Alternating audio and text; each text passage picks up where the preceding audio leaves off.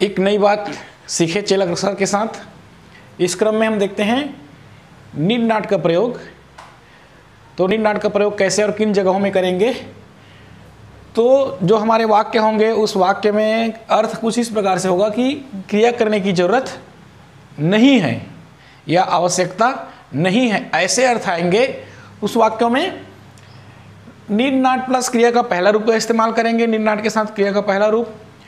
इसके साथ साथ यदि हम do not, did not, does not, need के इस्तेमाल करते हैं उस समय नीड के प्लस टू का इस्तेमाल करेंगे, उसके बाद क्रिया का पहला रूप इस्तेमाल में लाएंगे।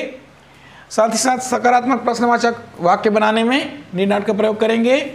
नीड का प्रयोग जो है एज अ मेन वर्ब के रूप में और नीड का प्रयोग एज अ नाउन के रूप में हम करेंगे। तो चलिए आज सीखते हैं इन सारी बातों को। तो सबसे पहले देखें कि वाक्य किस प्रकार के होंगे।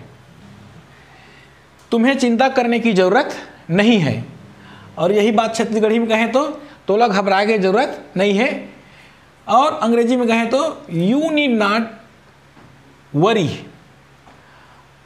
और टू के यूज भी कर सकते हैं हेल्पिंग वर्ब के साथ, तो you do not need to worry. तो इस प्रकार से ये हमारा, फिर इसमें जब प्रश्नवाचक वाक्य आएंगे तो किस प्रकार से बनाएंगे। सिचुएशन ऐसी आई है कि हम बोल रहे हैं क्यों कि क्या तुम्हें वहाँ जाने की ज़रूरत नहीं है, या हिंदी में छत्तीसगढ़ी में कहें तो का तोला वहाँ जाए के जरूरत नहीं है। और यही बात जब हम अंग्रेजी में कहें तो need you not go there, और सहायक क्रिया के साथ इस्तेमाल करें तो don't you need to go there. कहीं वार्तालाप हो रही है, चर्चा हो रही है, जैसे कि आज पानी गिर रहा है ना, तो हम पूछ रहे हैं कि क्या हमें अपने छाते साथ ले जाने की ज़रूरत है। छत्तीसगढ़ी में का हमन ला अपन छाता ला संग में ले जाए के जरूरत है। और तो ये बात अंग्रेजी में कैसे कहेंगे, need we take our umbrellas with us, need we take our umbrellas with us. तो यहाँ दो उत्तर बनेंगे, या तो हाँ या तो ना। यदि हाँ बनता है तो यस यू मस्ट, और यदि उत्तर ना होता है तो नो यू नीडंट। तो इस प्रकार से ये हुआ सकारात्मक प्रश्न वाक्य। अब देखते हैं, देखें एज अ मेन वर्ब के रूप में नीड का प्रयोग। तो यहाँ पर देखें ये बात हो रही है कि हमें किसी चीज़ की ज़रूरत पड़ रही है, तो हम क्या कर रहे हैं कि मुझे तुम्हारी ज़रूरत है,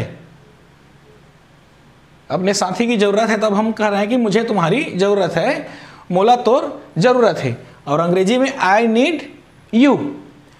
तो ये एज अ मेन वर्ब का काम कर रहे हैं, है ना। अब यहाँ देखें दूसरे वाक्य में मुझे तुम्हारी मदद की ज़रूरत है, मुझे तुम्हारी मदद की ज़रूरत है, मोला तोर मदद के ज़रूरत है।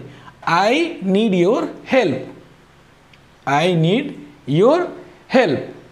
तो यहाँ पर ये मुख्य क्रिया की भांति काम कर रहा है। इसी प्रकार से जिस भी चीज़ की ज़रूरत हो, किसी भी चीज़ की, जैसे मुझे किसी की पेन चाहिए, अब मैं तो क्या बोलूँगा, तो आई नीड योर पेन। तो यहाँ इसको हम बदलकर जिसकी ज़रूरत है उस चीज़ को यहाँ रख कर जो है हम बहुत सारे वाक्य बना सकते हैं। और देखते हैं एज अ नाउन के रूप में नीड का प्रयोग संज्ञा के रूप में देखिए कैसे करते हैं। तो किसी जगह हम गए हुए हैं और हमारा काम नहीं हो रहा है, तो हम थोड़ा सा क्रोधित हो उठते हैं, और तो क्रोधित हो उठते हैं तो उस जगह सिचुएशन बनती है, तो बातें हो रही हैं कि देखो चिल्लाने की ज़रूरत नहीं है। और छत्तीसगढ़ी में यही बात, देख चिचियाए या नरियाए की ज़रूरत नहीं है। और यही बात जब हम अंग्रेजी में कहें there is not need to worry, और क्राइंग कह सकते हैं या साउट कह सकते हैं, इसको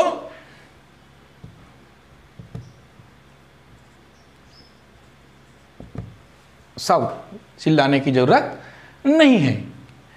तो इस प्रकार से हमने आज देखा नीड नॉट का प्रयोग, नीड का प्रयोग सामान्य वाक्यों में, सकारात्मक वाक्यों में, नकारात्मक वाक्यों में, प्रश्नवाचक वाक्यों में, नकारात्मक प्रश्नवाचक वाक्यों में, एज अ मेन वर्ब के रूप में और नाउन के रूप में। तो ये वीडियो आपको कैसा लगा ज़रूर कमेंट बॉक्स में कमेंट करके बताइए। मेरे वीडियो को लाइक और शेयर करना ना भूलें। फिर मिलते हैं नई जानकारी के साथ, चेलक सर के साथ। तब तक के लिए जय हिंद, वंदे मातरम।